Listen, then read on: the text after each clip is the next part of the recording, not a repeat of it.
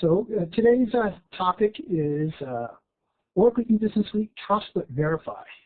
The threat of insider risk when you're running the Oracle E-Business Suite, and the goal of our webinar here today is to share with you a basic strategy to manage insider risk, especially if you have remote DBAs or hosted or use a cloud vendor.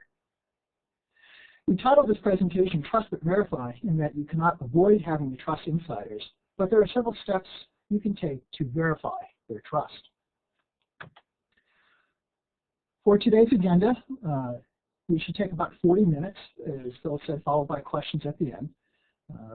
We will first look at the insider threat when running the Oracle E-Business Suite. We will then look at the control of passwords as the first step in the management of insiders. After that, we will discuss auditing and other steps to take in both the E-Business Suite and the database to verify the trust of insiders. Lastly, we will consider how monitoring can assist with the management of insiders, as well as for those of you using hosting, cloud, or managed services, steps that you can take to manage the increased insider threat with those services. For those of you not familiar with Integrity, and to put into context the information we are sharing with you here today, Integrity is a 10-year-old company specializing in Oracle E-Business Suite security and Oracle database security. Our product line includes AppSentry, a security auditing tool for the E-Business Suite and database, as well as AppDefend, an application firewall for the Oracle E-Business Suite. For services, we routinely provide security assessment services as well as design services for our customers requiring SOX, PCI, and HIPAA compliance. But enough about Integrity. This is an educational webinar, so let's get started. The E-Business Suite, as all ERP applications, is a large and complex piece of software. Within the database, there are well over 500,000 database objects. There are literally thousands of forms, and the whole application is designed to support thousands of concurrent users. As far as the complexities that you might not be aware of, everything is installed such that when you finish the installation of the Oracle E-Business Suite, you have all the accounting rules for France, as well as HR compliance for China. Security is an ongoing effort.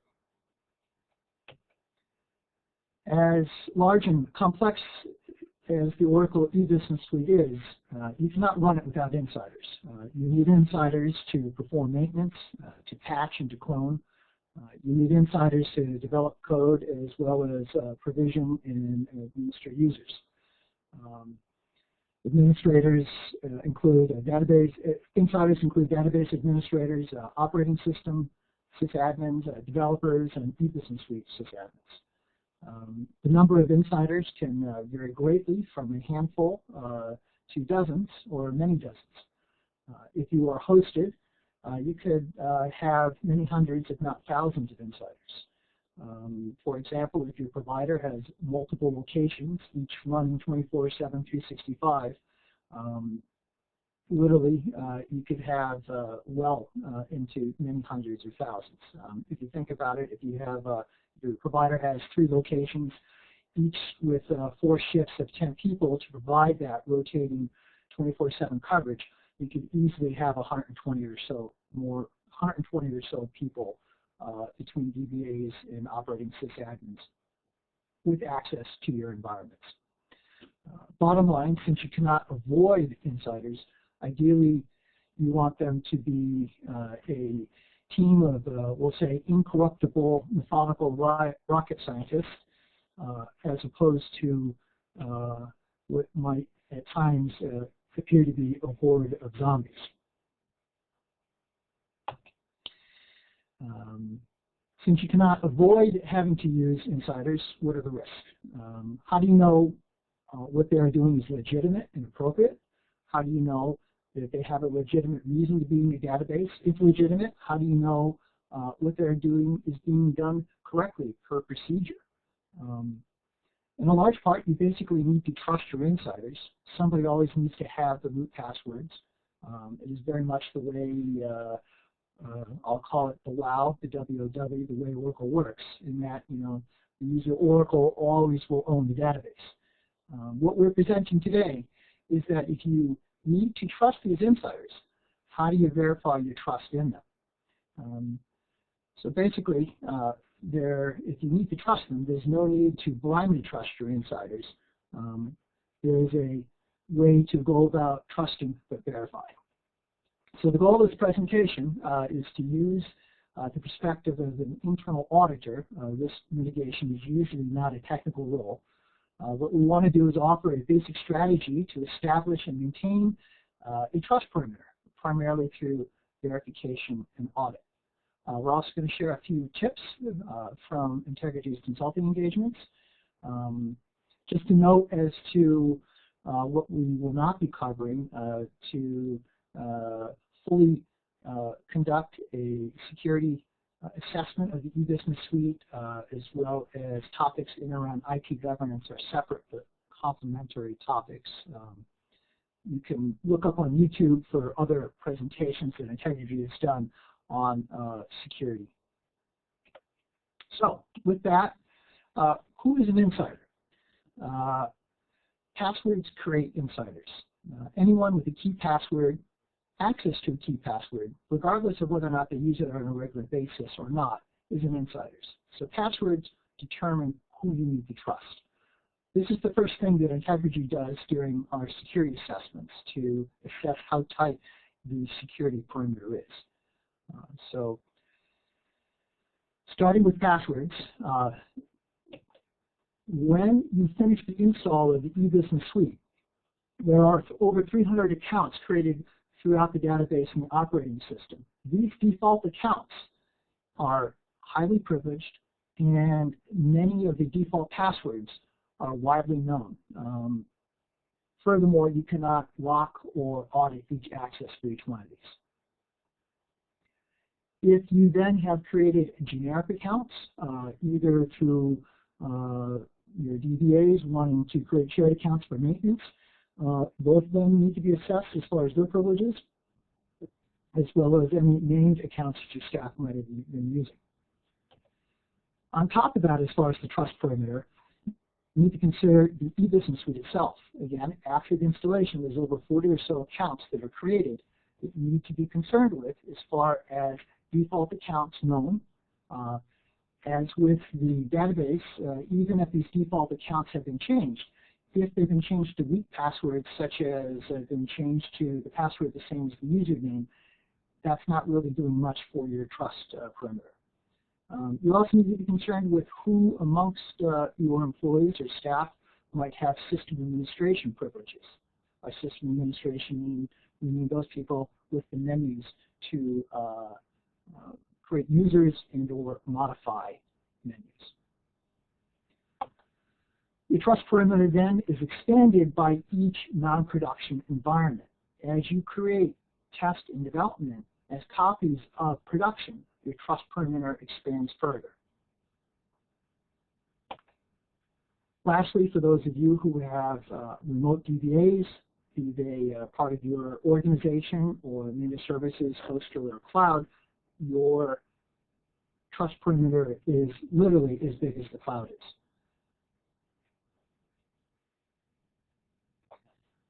So starting with this, as far as the trust perimeter really defined by the number of people that have access to these key parameters, what are some things that you need to do?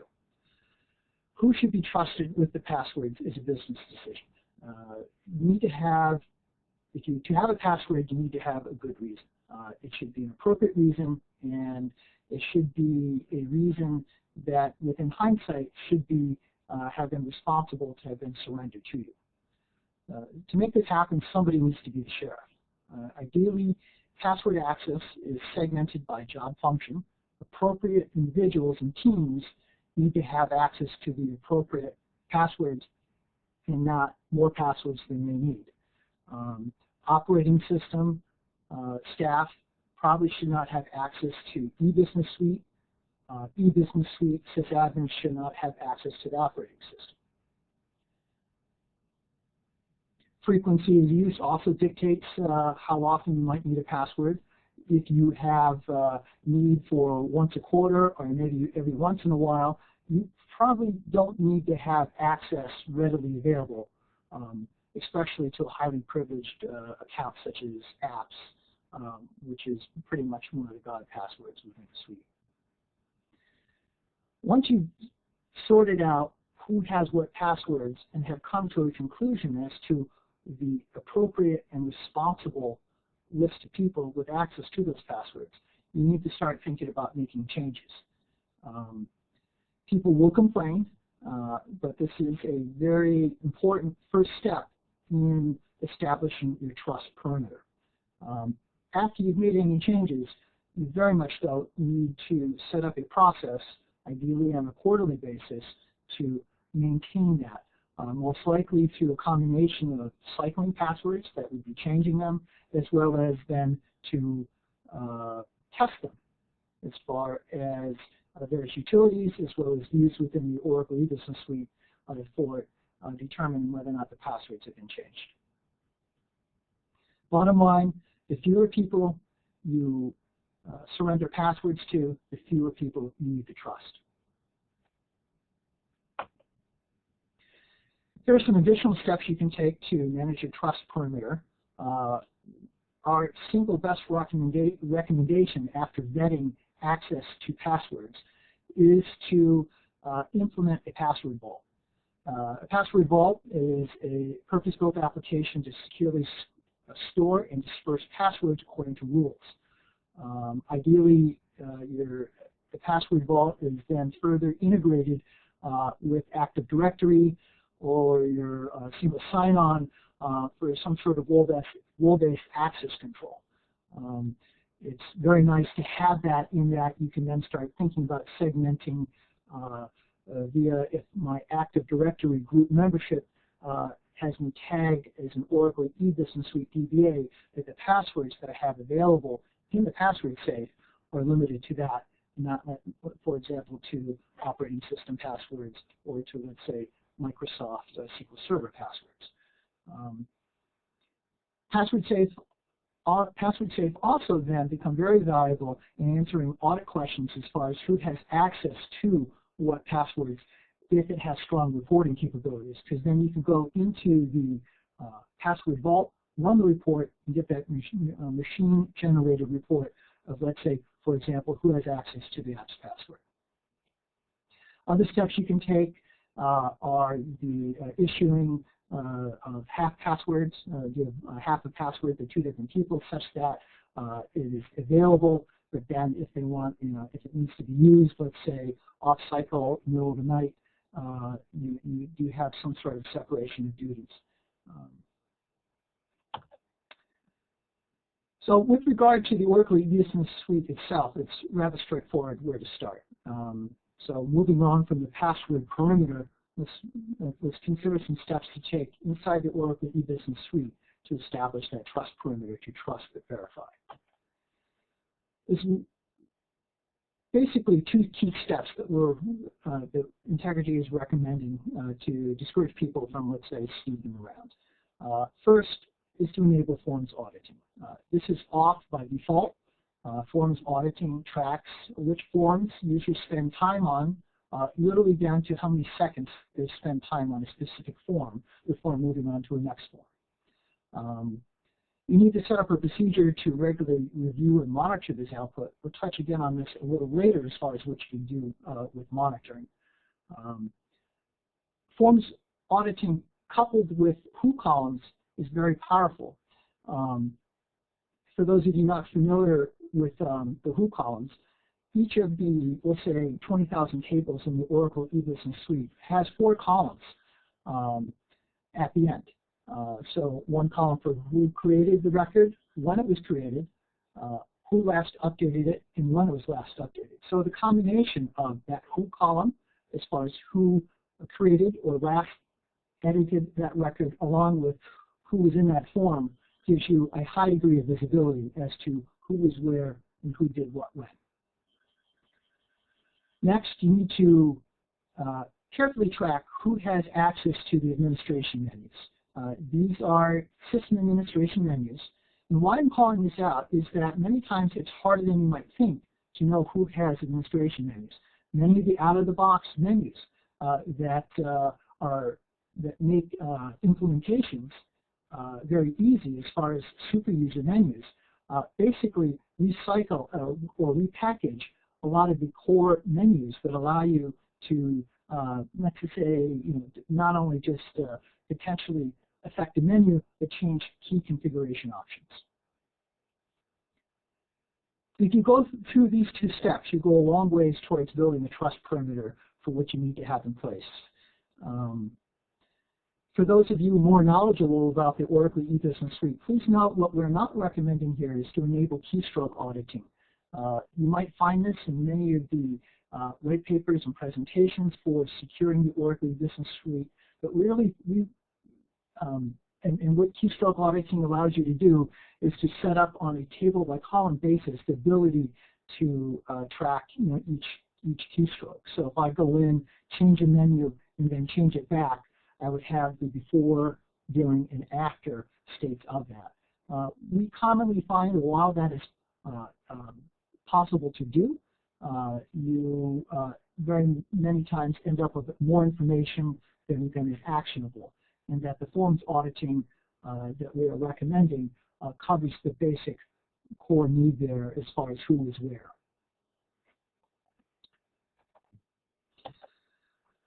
Moving on, once auditing is in place, you need to consider the protection of production data and sensitive data. Who you trust is very much dependent upon what you are trusting them with. So just one note, generic accounts dilute the steps we just talked about. If you need generic accounts, review them and lock them up as tight as you can, because if I have a generic user, it might be for the right reason. Let's say that you have a synthetic user that is scheduling jobs that are being run on an hourly basis or on a nightly basis. The password to that generic account ideally is a long random string that is then ideally locked up inside your password vault. It shouldn't be set to the username, nor should it be readily known. Generic accounts just, they break the audit. You need to then think about the production data, such that if I have copies of production that are used to create my test and development instances, that information that I have at my disposal as a developer, if I'm not changing the passwords, or if I'm not changing some of the core configurations, will give me the ability to access production.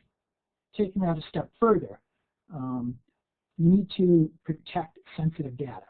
So sensitive data in your non-production instances needs to be redacted, masked, or scrambled.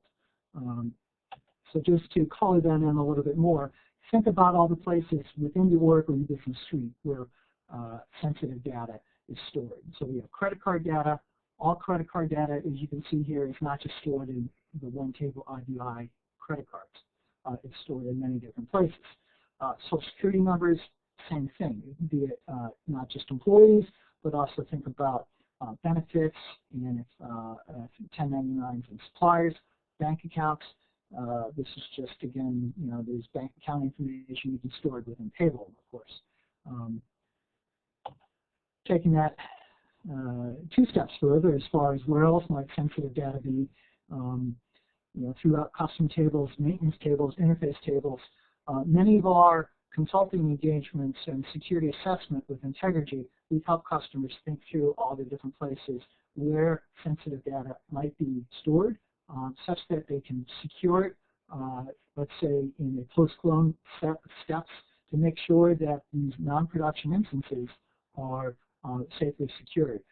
My trust perimeter, again, I don't want to, I don't need to have as deep a trust in as many people if I'm securing this information in my non-production instances.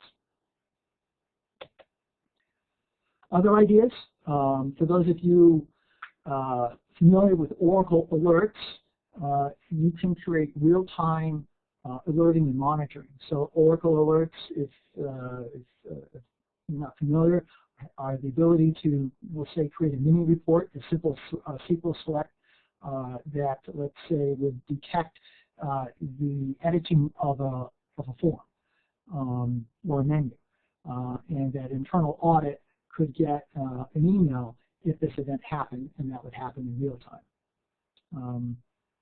Touched on this before, but custom reports that blend together that who calling information along with the form's audit information. So we've seen customers who are establishing trust perimeters make pretty good, pretty quickly, a pretty good set of reports to provide audit or either internal or external audit with information, actionable information, not just in real time, but also over trending. Should also mention system administration menus. Again, these seeded out-of-the-box menus, the GL, superuser, HR superuser, many of these have embedded in them very powerful system administration menus. Many times in our consulting engagements, we come in after an implementation, could be 1 or 2 years in, finding that there's a lot of people with some very powerful menus. You need to think about restricting those. Lastly, auditing of menu functions.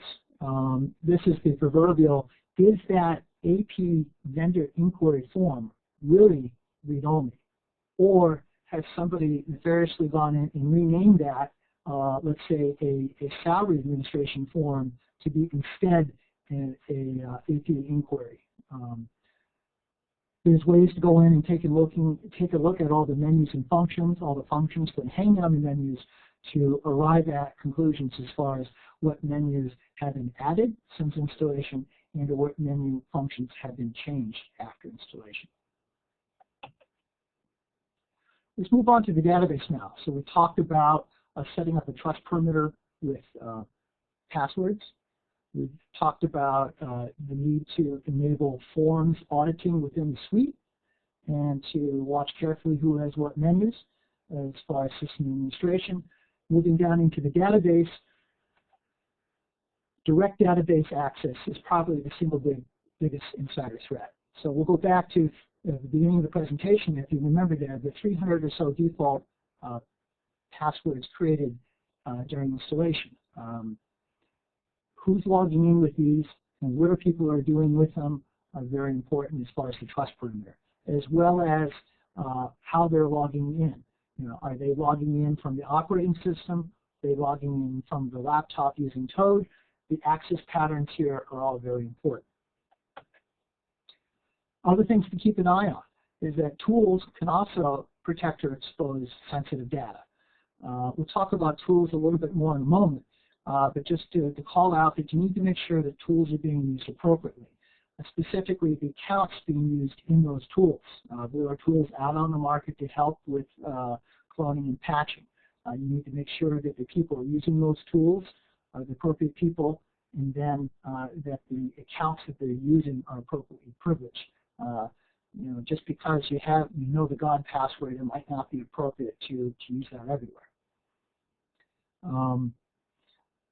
And just to call out those people that have access to copies of your database on backup files and or virtual machine images, you need to consider them as insiders as well. So 3 steps you need to take to verify the trust of insiders accessing the database directly. First, you need to enable standard auditing. Standard auditing gives you the login, logout timestamps and the IP address. This comes free with the enterprise license of the Oracle e-business suite. There's literally no reason not to be using it. The performance overhead, just to anticipate a question, the performance overhead is negligible with regard to the basics here that we're referring to as the login timestamps, ingress and egress to the database from connections other than the Oracle e-business suite. Second, though the data model of the Oracle e-business suite is somewhat daunting, again, the 500,000 database, or so 500,000 or so tables within the database, you need to understand how any custom accounts have been privileged. So these would be, let's say, accounts such as, let's say, N. Miller, if I'm a DBA and I'm going to be doing maintenance, or maybe you created like an HR read-only user. You need to understand the privileges associated with the database roles for that. Unfortunately, there's no programmatic way to do that. You need to manually, walk and then certainly make decisions as far as appropriateness, as far as are those privileges commensurate with the design and the intended purpose for that role. And then thirdly, after you've set up a set of sanitized roles, you need to think about creating individual user accounts, i.e. N. Miller, and then tagging N. Miller to a role, and that role being a DBA or a developer. Or you can even lock that down further as far as such as an HR developer or an AP developer. So 3 steps here. Again, we're continuing the auditing within the suite, auditing within the database. Other things to consider as far as database trust verification. Oracle has purpose-built tools with your standard enterprise license. So this is, we'll say, free if you're running the Oracle e-business suite, is FGAC, fine-grained access control, and fine-grained auditing. Just a little on each of these. Fine-grained auditing allows you to set up policies that you could go in and say that anybody running a SQL select against the salary table, or specifically anybody that is pulling back a salary, a SQL select pulling back a salary that is more than $500,000, you would like to have that logged, right? So within fine-grained auditing, you can set up, let's say, trip lines for your database, spotlights, to look at key information, and you can actually expand that out with fine-grained access control to actually have those result sets then nulled out. Very powerful. We've seen quite a few customers in our engagements, not only walking the door, or we're helping them with both FGAC and FGA. For an additional database license, you can also consider Audit Vault and Database Vault, and the names there really describe what they are. What the Database Vault allows you to do is to take the Oracle e-business suite instance as a whole, or parts thereof. Let's take the example of parts thereof, the whole of it, and put it in a vault. That door to that vault might only open for certain people during certain times of the day. So if you have a set of offshore DBAs and they should only have access during third shift US, you can actually use Database Vault to assist with that. The Audit Vault really takes a lot of what I described with FG fine-grained auditing, and taking that a step further by helping you to protect that audit information and depositing it in a very secure, highly hardened database for reporting purposes. Oracle Advanced Security Option, ASO, gives you the ability to protect data at rest, TDE, so this is the encryption of the Oracle database files, as well as data redaction and data masking. So the data redaction and masking, similar to what you can do with fine-grained access control, but taking it a step further. Oracle with 12c has done a lot with this. Has done a very good job on with data redaction as far as conditional data masking. So if I'm logging on, I might see the full credit card. If somebody else on my team logs on, let's say Steve, or Phil here, they might only see pound signs, or they might only see the last 4 digits of the Social Security number or credit card number. So conditional data masking comes with ASO there. Tools. I mentioned this before, but I want to come back to it because I think it's a very important part with considering database trust verification. So if I have a set of DBAs, if I have a team of DBAs, and I want to think about automation, not only for the economic value of automation, but there's also a security element of automation. Tools such as QuestStat, Oracle Enterprise Manager, Quintana allow me to interact and make changes to the database, apply patches, potentially even clone, without needing to know the highly privileged dot accounts. That is because I'm logging on to, let's say, QuestStat using my Active Directory username and password. QuestStat is then logging in as Oracle, logging in the system, as logging in as apps. The benefit that I'm getting from that is that I put that layer of security in between my staff, my DBA, and the actual database. And then I also get the additional benefit of the reporting that comes with, such that I can go into QuestStat or Quintana and get that machine-generated list of reports of who did what when, what changed when. Also consider, for those of you who have implemented tools such as ArcSight and Splunk, the Oracle E-Business Suite can generate very detailed log information. It is very easy for the Oracle E-Business Suite to generate syslog events. You can pull Oracle E-Business Suite events and Oracle database events into Splunk and into ArcSight. And these are purpose-built event and correlation modules. The analogy I like to use, let's say, with ArcSight is that by taking a feed from not just, let's say, on VPN, but also, let's say, of my DOI system, I can triangulate events such that I should not have, let's say, an Oracle E-Business Suite log on, or let's say a connection from SQL Developer or Toad, if I haven't, 1, walked through the door, or 2, logged onto the network. So a lot you can do with tools with tools for event and log management. So we talked about password perimeter. We talked about auditing within the E-Business Suite, auditing within the database, and as I was talking, as I mentioned earlier, monitoring. So monitoring is your front line of defense.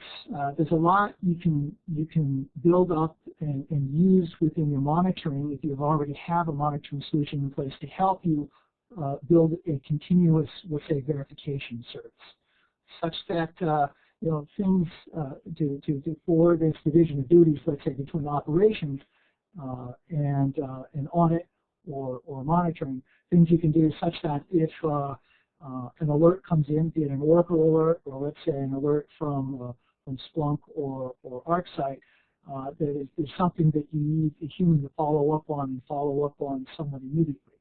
A couple stories come to mind. There's a customer that we worked with recently that had an automated tool that would test each Oracle E-Business Suite apps logon. So this is a direct database connection to production.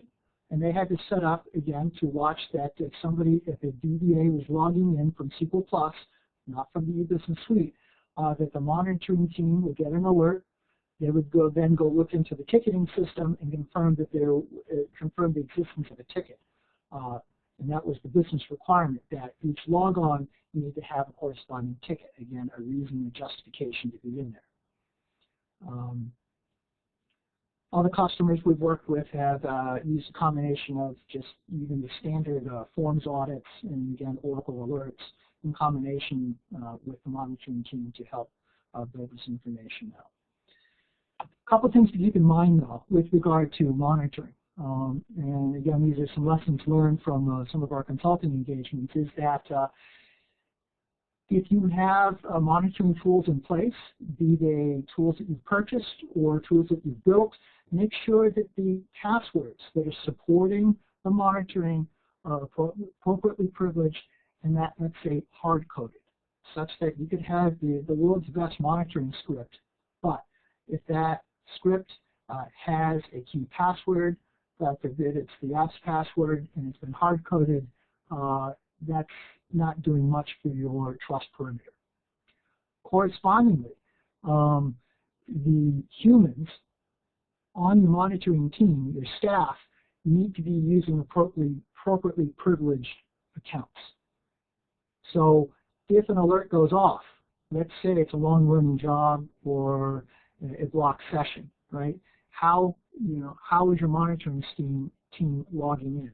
So if they're coming in through named accounts, and let's say if they're coming in through the operating system first, they're sudoing over into one of the privileged accounts, that's better than, let's say, somebody logging into the box's root to diagnose a very elementary problem. Many times your monitoring staff, especially third shift, are your more junior people. You want to make sure that these people are using appropriately privileged accounts to support and execute your monitoring tasks. Last topic here, service providers. How to verify the trust of providers, be they cloud vendors, managed service vendors, or doing just remote development. Again, we were talking about that large cloud vendors can easily have thousands of insiders, as far as thousands of people within the operations, especially if they have large operations in the U.S., in India, or EMEA. The only real option here to really talk about first here is the American Institute of Certified Public Accountants Service Organization Control Reports. So the ICPA set up a set of standards for conducting a third-party audit and attestation. So an auditing firm will use the standards of the AICPA to conduct an audit and then write an opinion. We find these much more effective than contractual or SOA reports that you might work with. 4 key facts you need to understand with regard to SOC reports. So in the past, you might have heard or you might have asked for SAS 70 reports. Really, the SOC reports replace the SOC reports. And there's a little bit of history to that, in that as people were starting to use the SAS 70 report, they were using these more for starting out to report on how stable are the financials. The AICPA, or how stable or how the integrity of the financial numbers and the financial reporting. But as people started to push more into the areas of security and privacy, the AICPA saw the need to separate this out, such that they replaced the SAS 70 with 3 different reports, the SOC 1, the SOC 2, and the SOC 3. Certainly the SOC 1 and the SOC 2, there are 2 different types of reports. There is the Type 1 and Type 2. Key point here is that Type 1, regardless of it, is always going to talk about a specific day, and the Type 2 is always going to report on a historical period. Typically, it is a 12 months prior or 6 months prior. 2 key points here to differentiate between the SOC 1 and the SOC 2 is that a SOC 1 report is a report that is an opinion as to whether or not the auditing firm believes that the controls that the vendor management has decided to report on. So reports can differ widely, as it is really the vendor, the service provider management's discretion as to what to report on, right? And this is in comparison to the SOC 2 report, which is whether or not your provider is following AICPA dictated trust principles for security availability, integrity, confidentiality, and privacy. We don't see SOC 2 reports all that often. We really are today seeing a lot of SOC 1, mostly SOC 1 reports. I have in the back of this document included a reference slide that provides some additional reading if you're so interested in knowing more about SOC 2 reports. So, recommendation here to verify the trust of service providers. Select and use vendors that issue SOC reports on a regular basis. Moreover, select vendors who SOC report works for you. Read it carefully. Don't assume anything. Make sure that everything that you see in there aligns with your internal policies and procedures, or if you don't see something that is important to you, ask the vendor and work with them on it. Make sure that it also aligns with your physical and audit periods. We've certainly seen issues with customers that have issues with, let's say, their audit period on a calendar basis, and SOC 1 is 6 months off. That can sometimes raise issues with external audit. Also, be aware of your service provider's supply chain. If they're outsourcing key services, make sure that any firms that they are outsourced to have SOC reports also for your review. Also consider writing into your contract with your vendor that they will, let's say, produce a SOC report on an annual basis and possibly give you notification, if not approval, for any changes or significant changes to the controls that they've put into the SOC report. I would also recommend talking with your vendor about their plans for SOC 2 reporting.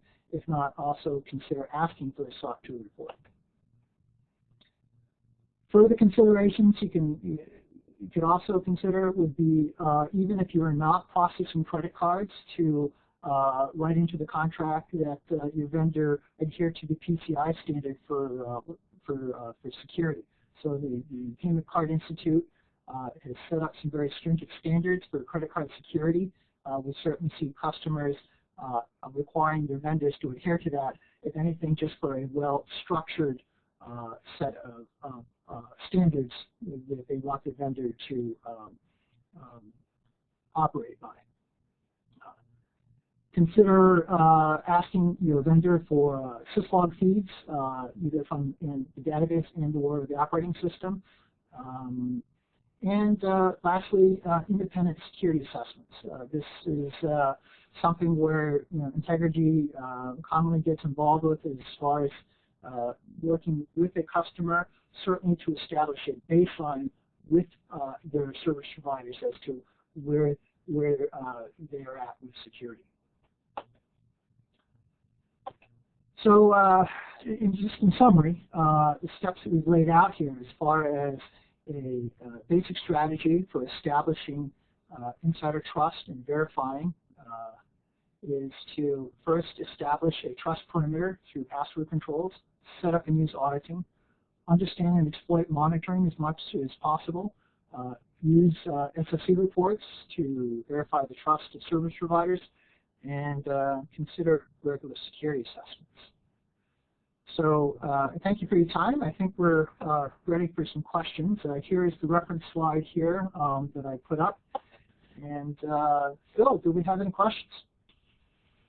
Thank you, Mike. We've got a couple here.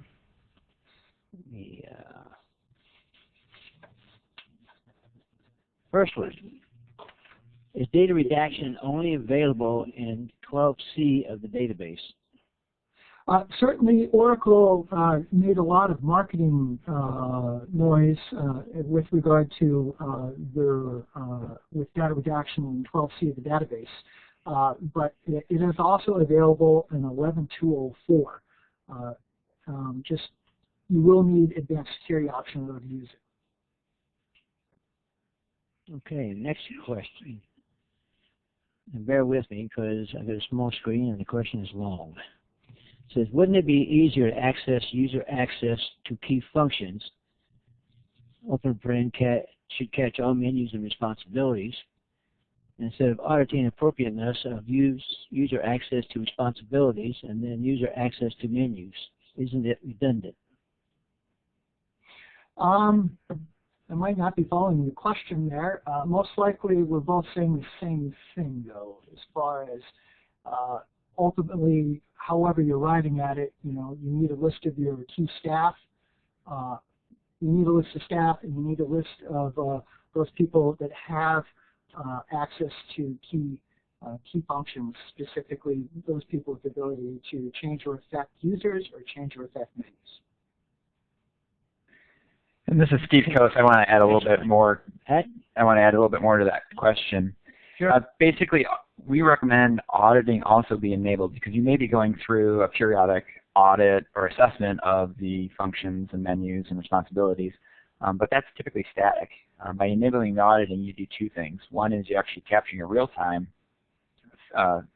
audit trail of actually who's accessing what.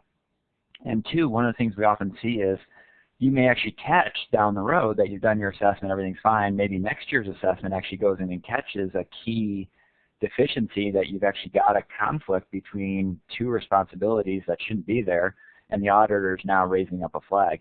The auditing actually can go back if you do and turn on within Oracle Business Suite, sign on auditing, you actually capture what users log in, what responsibilities they choose, and actually what forms they access. And so later on, if you actually find some sort of conflict that's there and your auditors are questioning it, you can actually go back to the audit trail and say, well, that conflict existed, but we actually have 12 months of audit trail, and we can go back and see that that user never actually accessed those two functions during that period of time. So we actually see the auditing is very useful. Even though you're doing periodic reviews, it's very important to actually have that audit trail because it can save you later in the day. Unfortunately, what we see often during our assessments is people are purging that audit trail on like a 30-day basis instead of trying to keep it for 12 months. Because if you ever do have a problem, it's typically looking back 6 or 12 months in time versus 30 days. So the auditing can be very useful and it actually can save you in some situations. Thank you, Steve. Next question. How do you get Oracle ASO? I'll take that. Oracle Advanced Security option, you can, it basically comes with the install Enterprise Edition, but to use it legally, you do need an additional license. So you will get that through working with the Oracle Tech Sales Rep. Got it. Next one. What are a few password vault applications that you have seen work well? A few to come to mind are Enterprise Password Safe. You can Google that. That's a very straightforward and economical tool. Quest, or Dell, I should say, also has Total Privilege Access Manager. It's a little bit more of a platform for orchestrating privilege access management, but its password module works pretty straightforward.